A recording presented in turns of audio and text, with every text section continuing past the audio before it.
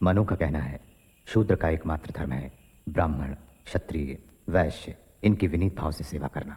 शूद्र को धन जमा करने का अधिकार नहीं है, भले ही वो इसके लिए सक्षम हो, क्योंकि शूद्र के धन जमा करने से अन्य जातियों को दुख पहुंचता है। दोस्तों, आज अपन एक ऐसे व्यक्ति की कहानी देखेंगे जिसको बचपन में स्कूल में पानी तक पीने नहीं दिया जाता था और एक दिन उसने भारत का संविधान लिखा। तो मैं बात कर रहा हूँ बाबा साहब डॉक्टर भीमराव अंबेडकर जी की।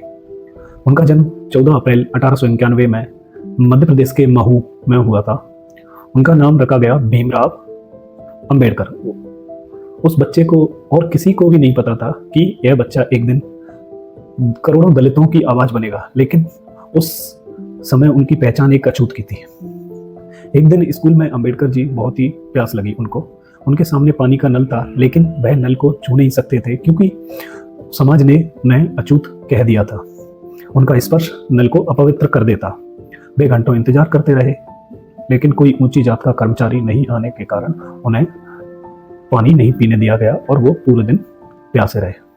जितना समाज ने उन्हें नीचे धकेला, उतना ही वे पढ़ाई में आगे बढ़ते रहे। उन्होंने ठान लिया कि जिस शिक्षा से मुझे वंचित किया गया वही शिक्षा मेरी ताकत बनेगी। उनकी तो मैं संस्कृत लेने के लिए बोला था, फांसी क्यों ली?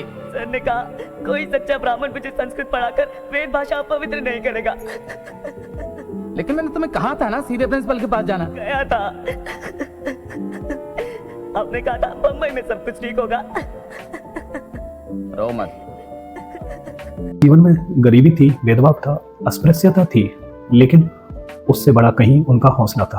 अपनी आत्मकथा की प्रसिद्ध पुस्तक वेटिंग फॉर अ वीजा में अंबेडकर साहब लिखते हैं कि एक बार वह बैलगाड़ी से वो और उनके भाई गोरेगांव जा रहे थे। उन्होंने बैलगाड़ी से जाने के लिए किराया दे दिया।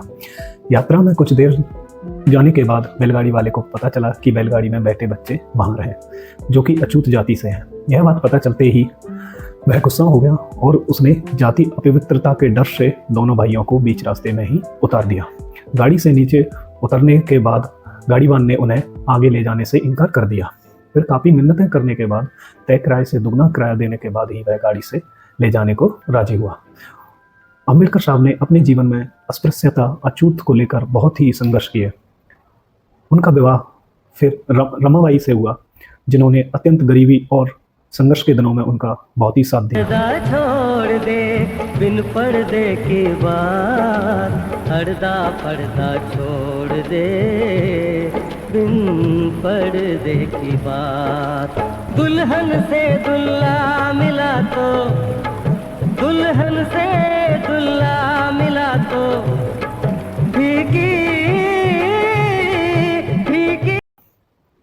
बड़ौदा के महाराज की बदौलत उनको अमेरिका के कोलंबिया विश्वविद्यालय में 1913 से 1917 तक पढ़ाई करने का, उच्च शिक्षा हासिल करने का अवसर मिला।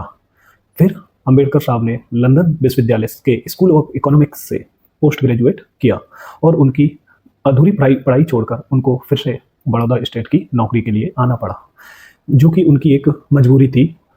बड़ौदा स्टेट आने पर उनकी पोस्ट तो बड़ी थी, लेकिन उनके साथ ऑफिस में ऐसा व्यवहार किया जाता कि उनको पानी भी अपना अलग रखना पड़ता।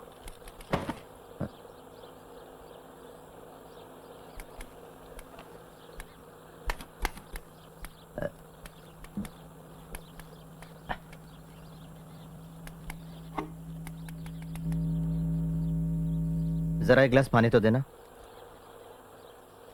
सुना नहीं मैंने क्या कहा? पानी नहीं है। तो वो क्या है फिर? पानी नहीं है।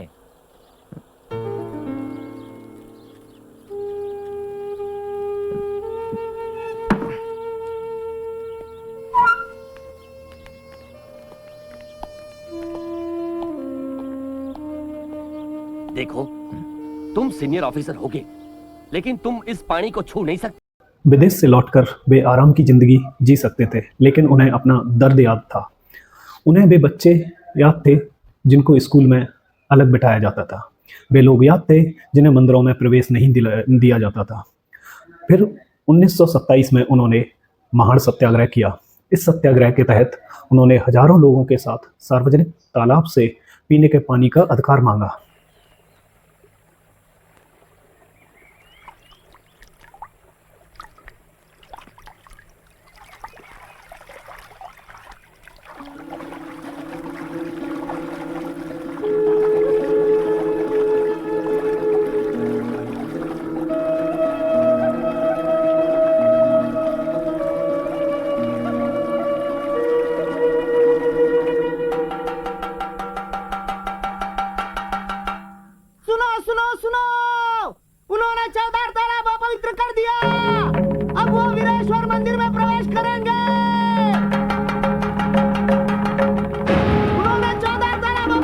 दिया।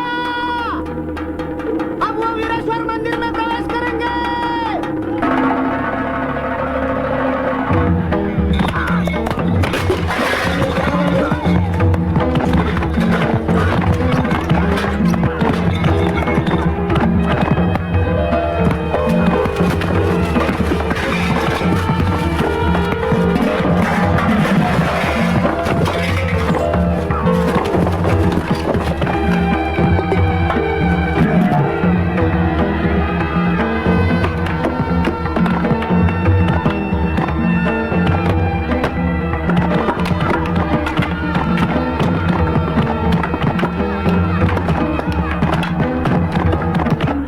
शिवदर का डॉक्टर साहब, दंगा हो गया।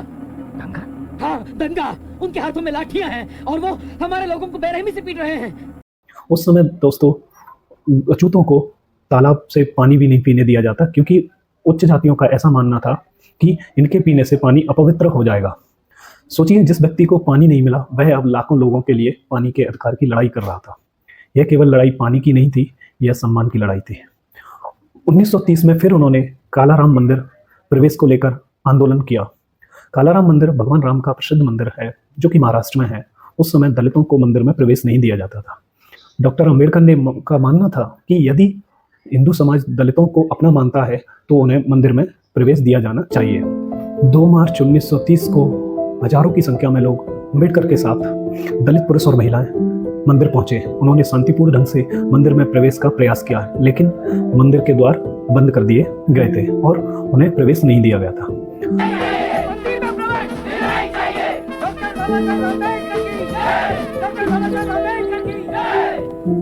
डिस्ट्रिक्ट मैजिस्ट्रेट के आदेश से मंदिर के चारों दरवाजे बंद कर दिए गए हैं। हमें किसी भी कीमत पर मंदिर में प्रवेश और भगवान की पूजा का अधिकार स्थापित करना है। मैं समझता हूँ इसके लिए सत्याग्रह के सिवा कोई रास्ता नहीं। भावराव, लोगों को चारों द्वारों पर तैनात कीजिए, दक्षिण, उत्तर, पूर्व, पश्चिम। द्वार खुलते ही सबसे पहले प्रवेश करने वाले हम लोग होंगे। जो सुख पायो राम भजन में, जो सुख पायो राम भजन में, सो सुख नाई अमीरी में। मन लागो मेरो यार फकीरी में, मन लागो मेरो यार फकीरी में। डॉक्टर अंबेडकर, आपको नहीं लगता कि द्वार पर इकट्ठा होकर लोगों को अंदर न जाने देना एक जुर्म है? हाँ है मिस्टर गॉर्डन, मैं जानता हूँ। अगर मैं इंडियन पिनल कोड की धारा 144 लागू कर दूं तो आप पे सिर्फ 4 लोग ही रह पाएंगे। इसके बावजूद भी हम लोग अपने अधिकार पाने के लिए संघर्ष करेंगे। छेड़ू ना पत्ता छेड़ू ना कोई जीव सताऊं, पात पात में प्रभु बसत है वही शीस नवाऊं। रथ यात्रा के संबंध में आप कौन सा कदम उठाने वाले हैं? हम अछूत भगवान का रथ खींचने वाले लोगों में शामिल हो जाएंगे और रथ में रखी हुई मूर्ति की पूजा करेंगे। यही तो परंपरा रही है। सवर्ण हिंदू मंदिर के मुख्य द्वार तक रथ खींच कर लाएंगे। द्वार से 10 फीट के बाद वो लोग रथ छोड़ देंगे और फिर उसके बाद आपके लोग रथ की रस्सी को खींचेंगे। क्या आपको ये मंजूर है? हाँ, मुझे मंजूर है। और क्या रंग चढ़ाऊं, कहत कबीर सुनो भई। हमें 50 लोग चुनने हैं उस रथ को खींचने के लिए। लेकिन 5000 लोगों में से 50 कैसे चुनेंगे? उन्हें चुनिए जो भारी भरकम और तगड़े हों।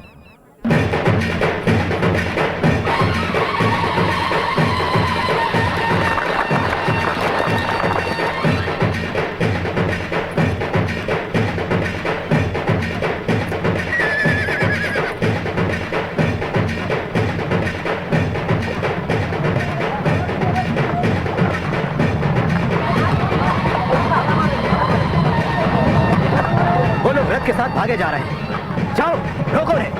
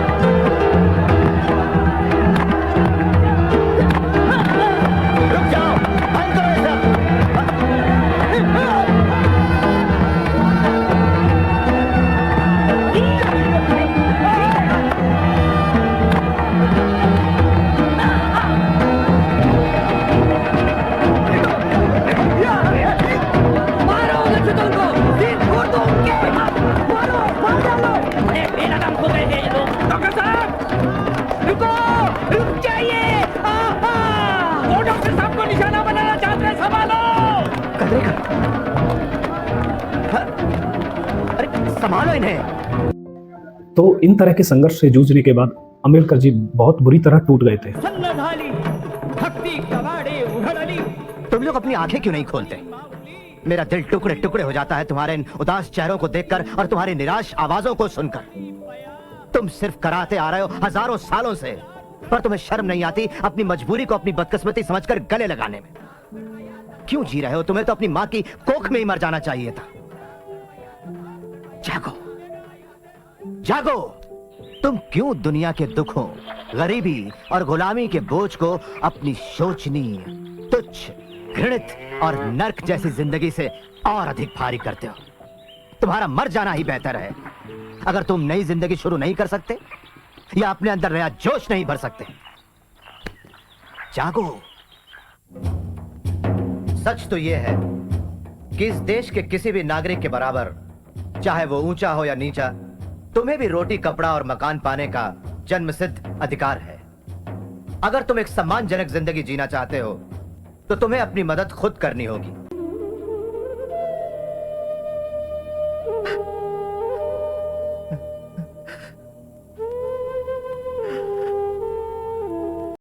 फिर उन्होंने अपने संघर्ष को और बढ़ाया और उनका संदेश था, शिक्षित बनो, संगठित हो, संघर्ष करो।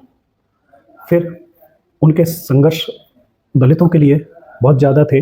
1947 में भारत आज़ाद हुआ और नए भारत के संविधान बनाने के लिए उन्हें प्रारूप समिति का अध्यक्ष चुना गया।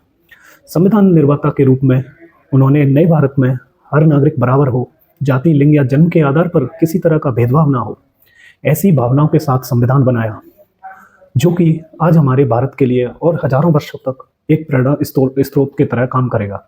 जीवन भर उन्होंने जाति व्यवस्था के खिलाफ संघर्ष किया। अंत में 14 अक्टूबर 1956 को उन्होंने नागपुर में दीक्षा भूमि पर बौद्ध धर्म स्वीकार कर लिया और अपने हजारों अनुयायियों के साथ वह बौद्ध धर्म में शामिल हो गए। प्रिय वामन राव गोड बोले, मुझे विश्वास है कि एक दिन मानवता को बचाने के लिए न सिर्फ भारत बल्कि पूरी दुनिया बौद्ध धर्म स्वीकार करेगी। तय हुआ है कि हम लोग 14 अक्टूबर 1956 को नागपुर में दीक्षा लें। 6 दिसंबर 1956 को बाबा साहेब ने इस दुनिया को अलविदा कह दिया, लेकिन आज भी वह हम सभी को प्रेरित करते हैं। जब कोई गरीब का बच्चा, किसी दलित का बच्चा या किसी पिछड़ी जाति का बच्चा आगे बढ़ता है, अपने अधिकारों के लिए आवाज उठाता है और लोगों को न्याय दिलाता है, तो बाबा साहब आज भी हमें जीवित दिखाई पड़ते हैं। सोचिए दोस्तों, हमारे देश में कितनी रूढ़िवादी प्रथाएं रही होंगी जो कि हम लोगों को जाति और इसके नाम पर भेदभाव करते थे, लेकिन उन्हीं अम्बेडकर साहब की वजह से आज भारत में संविधान है जो कि समानता का अधिकार देता है।